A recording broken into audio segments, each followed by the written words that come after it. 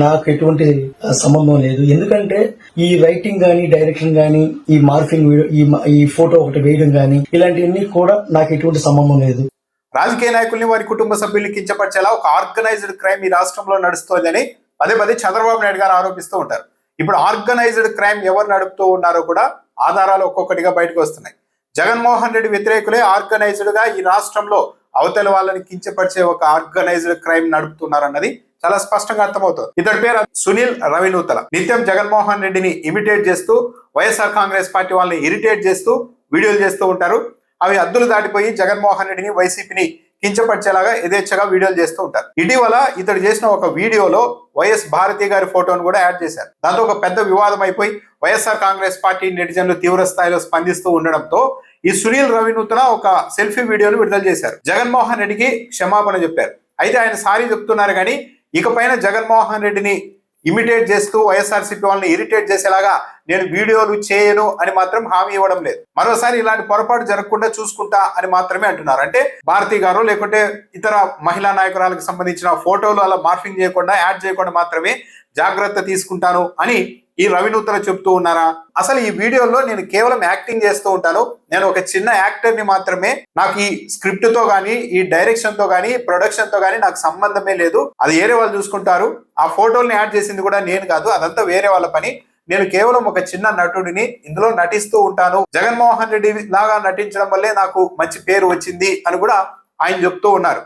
అంటే మొత్తం ఆయన వీడియోలో హావభావాలు, అతను చెప్తున్న మాటలు అన్ని చూస్తే ఎక్కడా కూడా అహంకారంగానో లేకుంటే అహంతోనో ఆయన ఏం మాట్లాడడం లేదు. నాకు ఇది ఒక బతుకు తెరువు, నేను ఒక చిన్న యాక్టర్ని, వేరెవరో డబ్బులు ఇస్తూ ఉంటే, వాళ్ళు స్క్రిప్ట్ రాసిస్తే, వాళ్ళు డైరెక్ట్ చేస్తూ ఉంటే నేను నటిస్తున్నాను, అంతవరకే నా పని అని చెప్తూ ఉన్నారు. అంటే ఓవరాల్ గా బతుకు తెరువు కోసం నేను ఇది చేసుకుంటున్నాను అని వైసీపీ వాళ్ళకి చెప్తూ ఉన్నారు.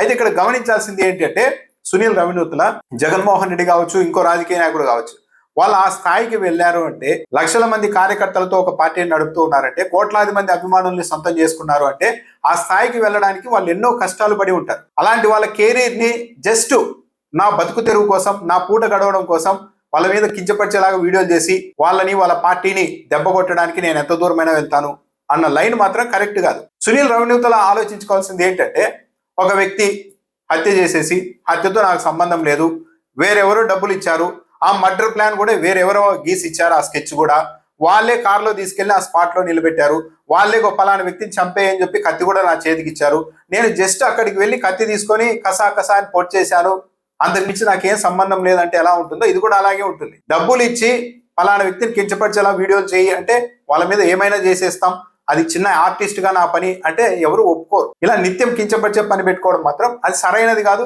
సమర్థించుకోవడం కూడా సాధ్యం కాని పని. జగన్మోహన్ రెడ్డిని కించపరిస్తేనే, జగన్మోహన్ రెడ్డి వైఎస్ఆర్సీపీని ఆ ఖ్యాతిని దెబ్బ కొడితేనే నా బతుకు తెరువు ఉంటుంది అని చెప్పుకోవడం కూడా కరెక్ట్ కాదు. ఇలా ఒకరి క్యారెక్టర్ ని, ఒక రాజకీయ పార్టీని కించపరుస్తూ అదే బతుకు తెరువు అనుకోవడం కంటే, దాని ద్వారా డబ్బులు సంపాదించుకోవడం కంటే, అదే వైసీపీ వాళ్ళని అడిగితే ఎవరో ఒకరి సాయం కూడా చేస్తారేమో ఇలాంటి కించపరిచి వీడియోలు చేయకుండా ఉంటే.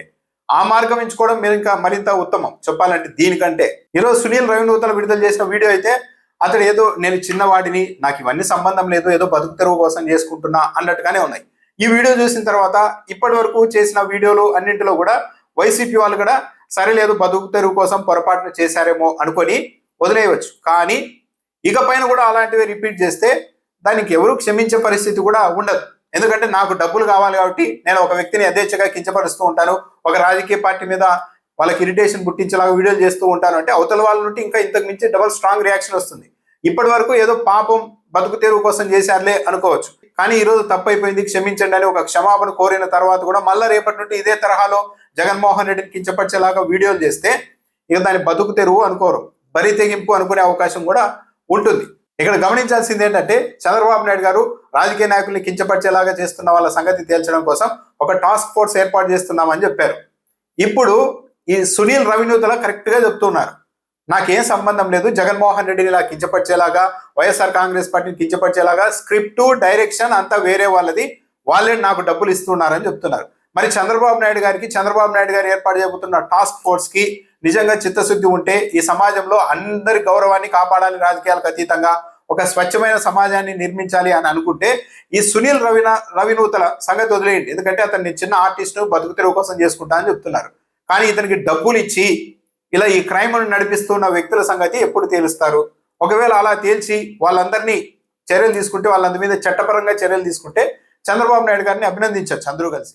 మన జగనన్న గారి సతీమణి భారతమ్మ గారి ఫోటో వేయడం నాకు ఎటువంటి సంబంధం లేదు. ఎందుకంటే ఈ రైటింగ్ గానీ, డైరెక్షన్ గానీ, ఈ ప్రొడక్షన్స్ గానీ, ఈ మార్ఫింగ్ ఈ ఫోటో ఒకటి వేయడం గానీ, ఇలాంటివన్నీ కూడా నాకు ఎటువంటి సంబంధం లేదు. నేను ఓన్లీ ఒక ఆర్టిస్ట్. జగనన్న కుటుంబం మీద గానీ ఎటువంటి అలిగేషన్స్ లేవు. నేను ఒక చిన్న ఆర్టిస్ట్. అది చేసిన దానికి కూడా నా తరపు నుంచి నేను క్షమించమని కోరుకుంటున్నా జగనన్న. ఇంకోటి రిపీట్ కాకుండా చూసుకుంటాను ఇలాంటివి.